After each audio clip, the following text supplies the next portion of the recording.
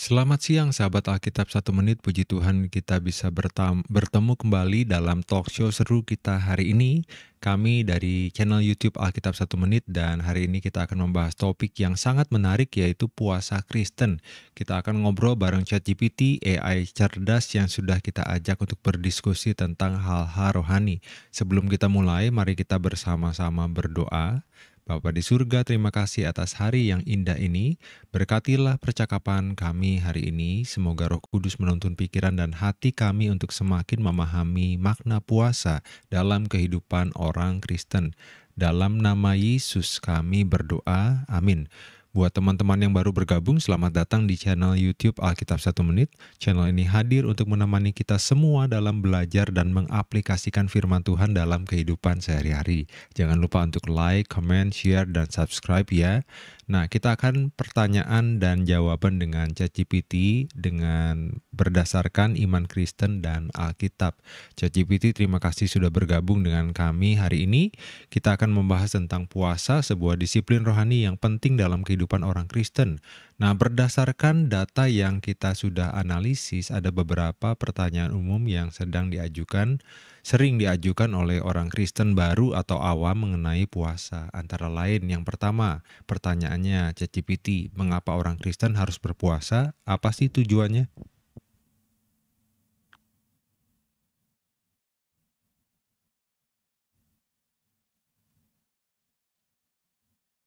Puasa dalam iman Kristen memiliki tujuan yang mendalam dan penting.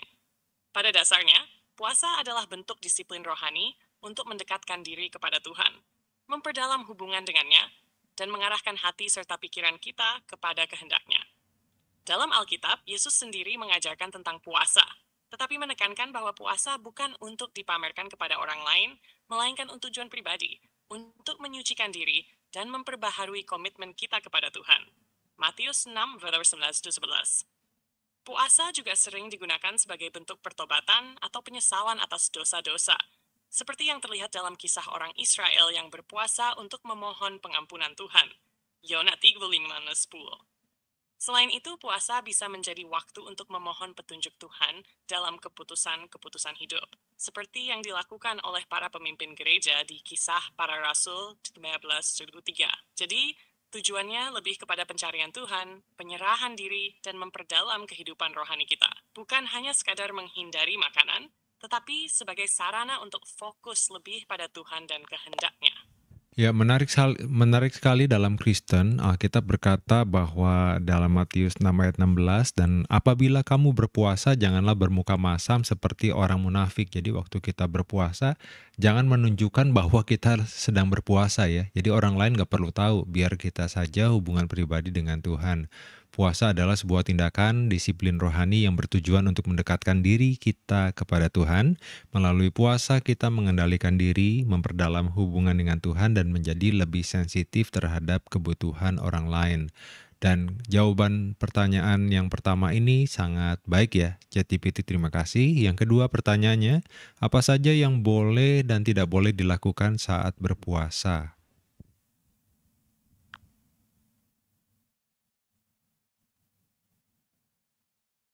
Terima kasih atas pertanyaannya.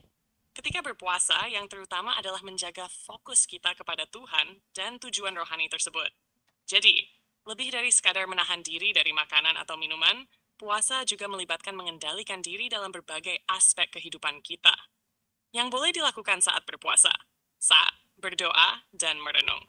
Ini adalah waktu yang sangat baik untuk lebih banyak berdoa dan membaca Alkitab. Puasa memberi kita kesempatan untuk mengalihkan perhatian dari hal-hal duniawi dan lebih fokus kepada Tuhan. 2. Berkesempatan untuk bertobat. Puasa bisa menjadi waktu untuk bertobat dan memohon pengampunan atas dosa-dosa kita. Seiring kita merenungkan kasih karunia Tuhan, melayani orang lain. Puasa juga dapat melibatkan tindakan kasih, seperti memberi kepada yang membutuhkan, karena kita lebih sadar akan berkat Tuhan dalam hidup kita. Yang tidak boleh dilakukan saat berpuasa. 1. Membanggakan diri. Seperti yang disebutkan dalam Matius 6, verse 16, kita harus berhati-hati agar puasa tidak menjadi alasan untuk pamer atau mendapatkan pujian dari orang lain. Puasa adalah untuk Tuhan, bukan untuk perhatian orang lain. 2. Mengabaikan kebutuhan orang lain. Puasa seharusnya tidak membuat kita semakin egois atau hanya fokus pada diri sendiri. Sebaliknya, kita seharusnya menjadi lebih sensitif terhadap kebutuhan orang lain. 3. Melakukan puasa tanpa sikap hati yang benar.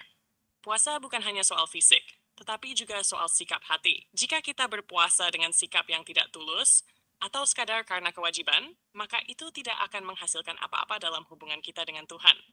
Yesaya 58 diguven. Dengan kata lain, puasa adalah waktu untuk mengarahkan perhatian kita kepada Tuhan, menjaga kerendahan hati, dan menjalani hidup dengan lebih penuh kasih. Saat berpuasa, kita biasanya membatasi asupan makanan dan minuman. Namun yang terpenting adalah menjaga hati kita agar tetap fokus pada Tuhan. Kita juga perlu tetap beraktivitas seperti biasa. Jadi yang kerja, yang sekolah ya sekolah, yang di rumah tangga ya di rumah tangga. Hanya saja dengan lebih memperhatikan kebutuhan rohani kita. Ada lebih banyak doa atau pujian atau membaca Alkitab di saat-saat kita berpuasa. Lalu pertanyaan yang ketiga, berapa lama durasi puasa yang ideal?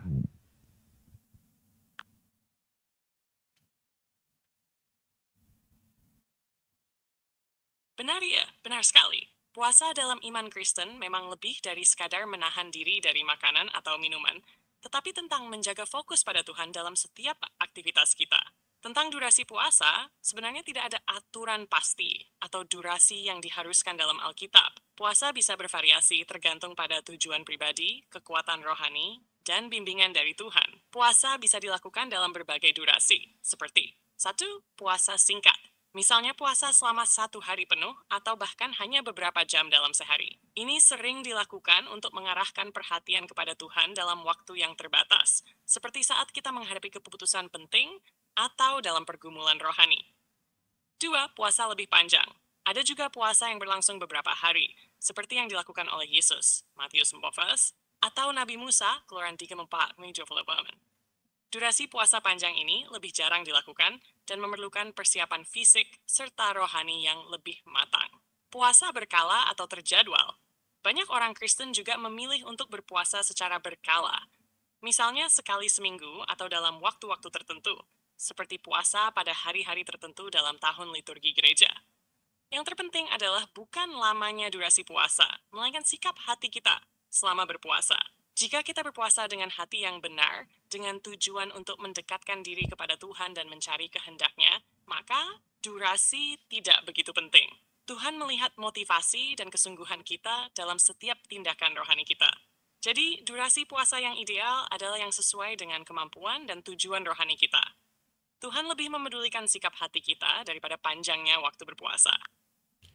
Puasa yang kami suka lakukan itu dari terakhir makan malam, lalu kemudian besok pagi tidak ada sahurnya ya. Besok pagi tetap puasa sampai ke sore hari sekitar jam 5 atau jam 6 baru kemudian berbuka puasa. Itu puasanya tidak makan dan tidak minum. Lalu kemudian kadang-kadang dilakukannya seminggu sekali, hari Senin atau Kamis atau dua hari ya, 2 kali. Hari Senin dan Kamis itu. Makanya kadang-kadang ada yang disebut puasa Senin Kamis. Dan pertanyaan yang selanjutnya, yang keempat, apa saja jenis-jenis puasa yang ada dalam Alkitab? Sorry, I'm having issues right now. Could not understand what you said. Apa saja jenis-jenis puasa yang ada dalam Alkitab? Dalam Alkitab, ada beberapa jenis puasa yang dilakukan oleh umat Tuhan, masing-masing dengan tujuan dan makna yang berbeda. Berikut adalah beberapa jenis puasa yang dapat ditemukan dalam Alkitab. Puasa penuh. Puasa ini adalah yang paling ketat, di mana seseorang menahan diri dari makanan dan minuman sama sekali. Yesus melakukan puasa penuh selama 40 hari di padang gurun. Matius 4:1-2. Ini juga dilakukan oleh Nabi Musa di Gunung Sinai. Keluaran 34:11, dan oleh Elia setelah ia melarikan diri dari Raja Ahab. Raja-Raja 11:8. Puasa ini menunjukkan penyerahan total kepada Tuhan, baik fisik maupun rohani. 2. Puasa setengah hiu. Dalam puasa ini, seseorang menahan diri dari makanan, tetapi masih mengonsumsi air. Ini lebih ringan dibandingkan puasa penuh, namun tetap melibatkan pengendalian diri. Puasa ini juga disebut puasa tanpa makanan, dan seringkali digunakan untuk menyucikan hati atau mencari kehendak Tuhan dalam doa. 3. Puasa dari kenyamanan. Ini adalah jenis puasa yang lebih fleksibel, di mana seseorang memilih untuk menahan diri dari hal-hal tertentu yang menjadi kebiasaan atau kenyamanan hidup, seperti makanan favorit, media sosial, atau hiburan. Tujuannya adalah untuk fokus lebih pada Tuhan dan memperkuat disiplin rohani, tanpa harus menahan makanan atau minuman secara total. Puasa karena pertobatan. Puasa ini dilakukan sebagai bentuk pertobatan atau penyesalan atas dosa untuk merendahkan diri di hadapan Tuhan. Contohnya adalah ketika Raja Ahab dan rakyat Israel berpuasa setelah mendengar nubuat dari Nabi Elia, 1 Raja-Raja 21-27. Atau ketika orang Yunani mendengarkan pemberitaan Yona dan kemudian berpuasa sebagai tanda pertobatan, Yona 3:10. 5. Puasa dengan doa dan pujian. Puasa ini sering dilakukan dengan tujuan khusus, seperti memohon petunjuk Tuhan dalam keputusan hidup, atau untuk memohon pertolongan Tuhan dalam keadaan sulit. Dalam Kisah Para Rasul 13:2-3, gereja di Antiokhia berpuasa dan berdoa sebelum mengutus Paulus dan Barnabas dalam perjalanan misi mereka. 6. Puasa selama waktu tertentu. Puasa ini dilakukan pada waktu-waktu tertentu. Misalnya puasa selama 21 hari, seperti yang dilakukan oleh Daniel dalam Daniel 10:2-3, di mana ia menahan diri dari makanan yang enak untuk mencari Tuhan. Ada juga puasa yang dilakukan dalam waktu tertentu selama 1 bulan atau dalam musim liturgi gereja. Semua jenis puasa ini memiliki tujuan yang sama, yaitu mendekatkan diri kepada Tuhan, memperdalam kehidupan rohani, dan menunjukkan ketergantungan kita kepada Tuhan dalam doa dan pertobatan. Ya, tadi ralat sedikit ya, di ChatGPT itu bilangnya orang Yunani berpuasa setelah diperingatkan oleh Nabi Yonah, padahal bukan ya. Maksudnya Yonah itu kan Yunus. Nabi Yunus itu bukan ke orang Yunani tetapi ke orang Niniwe. Jadi ralat, tidak selalu ChatGPT itu benar. Kita harus selalu cross-check dengan apa yang kita baca dari Alkitab. Nah, bagaimana kita lanjutkan ya? Kita lanjutkan ke yang pertanyaan kelima. Bagaimana cara mengatasi godaan untuk makan saat berpuasa?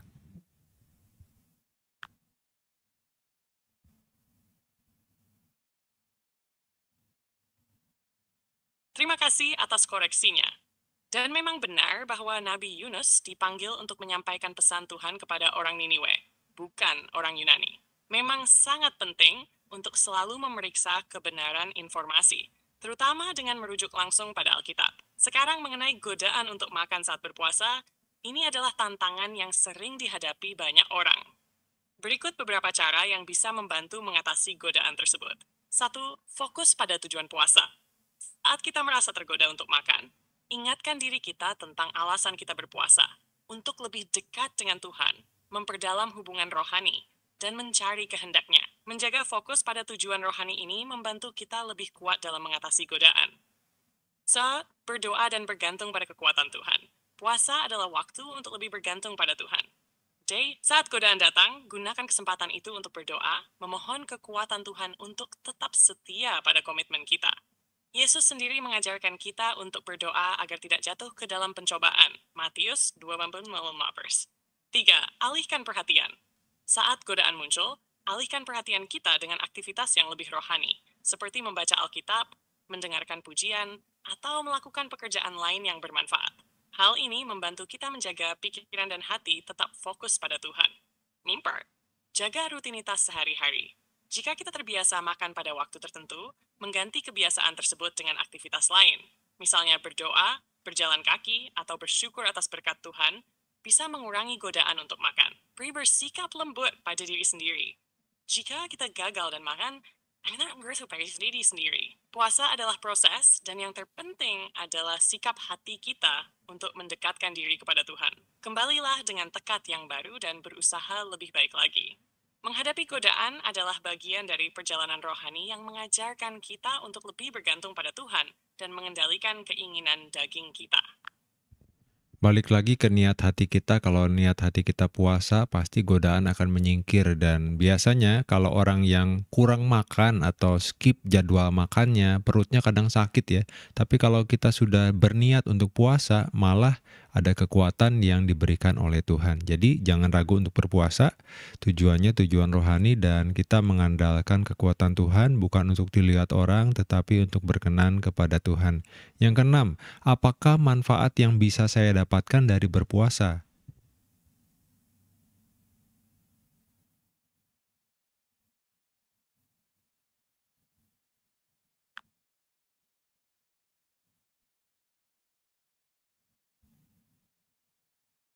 Betul sekali. Niat hati yang tulus untuk berpuasa memang sangat penting karena dari sana kekuatan sejati datang. Ketika kita berpuasa dengan tujuan rohani untuk mendekatkan diri kepada Tuhan dan mencari kehendak-Nya, Tuhan pasti memberikan kekuatan lebih untuk menghadapi godaan dan tantangan, termasuk rasa lapar atau tidak nyaman fisik.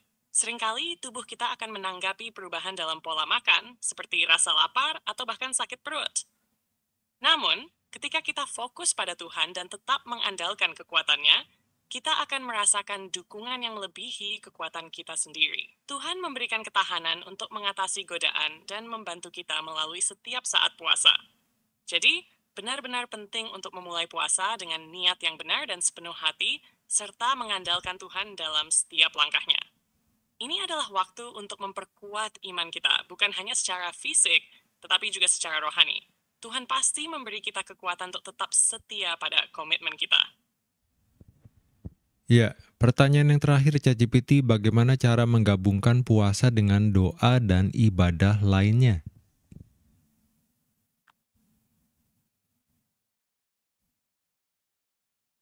Menggabungkan puasa dengan doa dan ibadah lain adalah cara yang sangat efektif untuk memperdalam kehidupan rohani kita selama berpuasa. Puasa bukan hanya soal menahan diri dari makanan atau minuman, tetapi juga tentang memperbanyak kegiatan rohani yang membantu kita fokus pada Tuhan. Berikut beberapa cara untuk menggabungkan puasa dengan doa dan ibadah lainnya. Saba, berdoa lebih sering. Selama puasa, alihkan waktu yang biasanya digunakan untuk makan atau bersantai menjadi waktu untuk berdoa sela. Anda bisa memulai hari dengan doa pagi, berdoa saat merasa lapar atau tergoda, dan mengakhiri hari dengan doa malam. Ini membantu menjaga hati dan pikiran tetap terfokus pada Tuhan. Dan membaca dan merenungkan Alkitab. Puasa adalah waktu yang sangat baik untuk lebih mendalami firman Tuhan. Cobalah membaca bagian-bagian tertentu dari Alkitab yang menguatkan iman dan memberikan petunjuk dalam hidup. Anda bisa membuat rencana pembacaan Alkitab untuk memastikan bahwa setiap waktu puasa juga diisi dengan firman Tuhan. Ibadah pribadi atau kelompok. Jika memungkinkan, bergabunglah dengan ibadah di gereja atau dengan kelompok doa selama waktu puasa. Ibadah bersama memberikan kesempatan untuk memperkuat komunitas dan mendalami firman Tuhan bersama orang lain. Jika tidak bisa, Anda bisa melakukan ibadah pribadi di rumah dengan menyanyikan pujian atau berdiam dalam keheningan, mendengarkan suara Tuhan, puji-pujian dan penyembahan. Menyanyikan lagu pujian atau mendengarkan musik rohani bisa menjadi cara yang kuat untuk menjaga fokus pada Tuhan selama berpuasa. Musik bisa memperdalam ibadah kita dan membantu mengarahkan hati kepada Tuhan, terutama saat kita merasa lemah atau tergoda. Berbuat baik dan melayani. Puasa bukan hanya tentang diri kita sendiri, tetapi juga tentang melayani orang lain. Gunakan waktu puasa untuk memberi kepada yang membutuhkan, berdoa untuk orang lain, atau melayani dalam kegiatan gereja. Ini membantu kita memperlihatkan kasih Tuhan kepada sesama, sebagai bentuk ibadah yang nyata.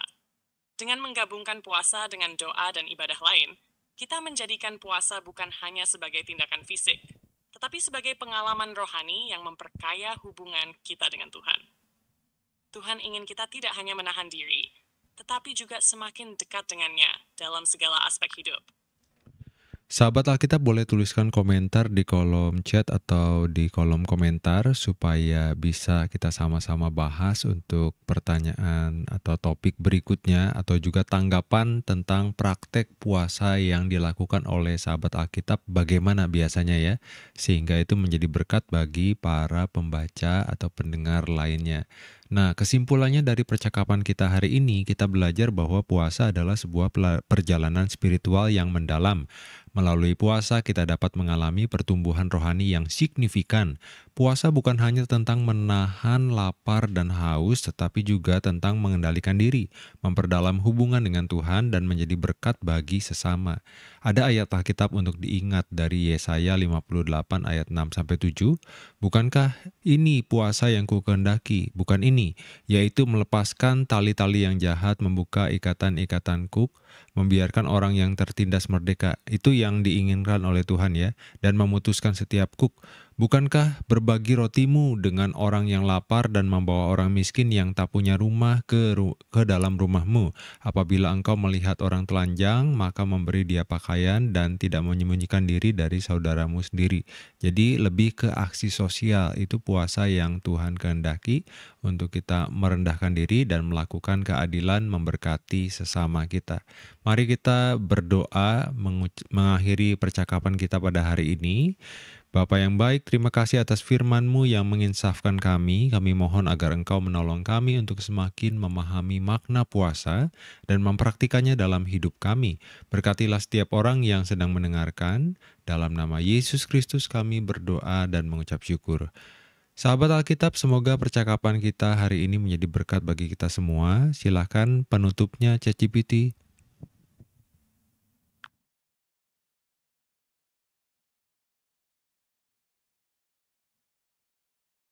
Amin. Terima kasih telah berbagi momen rohani yang indah hari ini.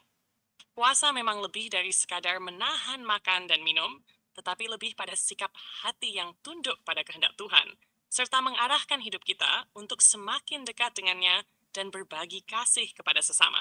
Seperti yang diingatkan dalam Yesaya 58:6-7, puasa yang Tuhan kehendaki bukan hanya tentang diri kita, tetapi juga tentang membebaskan yang tertindas, memberikan kepada yang membutuhkan, dan menunjukkan kasih melalui tindakan nyata. Semoga percakapan kita ini semakin memotivasi kita untuk menjalani puasa dengan hati yang tulus dan tujuan yang benar, serta menginspirasi sahabat Alkitab lainnya untuk melakukan hal yang sama. Dan semoga apa yang kita bahas hari ini membawa berkat yang melimpah dan memperdalam iman kita. Terima kasih, dan mari kita terus berjalan bersama dalam Tuhan, selalu mencari kehendak-Nya dalam setiap langkah hidup kita. Sahabat Alkitab, semoga percakapan kita hari ini menjadi berkat bagi kita semua. Jangan takut untuk mencoba berpuasa, karena melalui puasa kita akan mengalami pertumbuhan rohani yang luar biasa. Sampai jumpa lagi di talk show berikutnya besok jam 12 siang waktu Indonesia Barat. Tuhan Yesus memberkati kita semua. Shalom.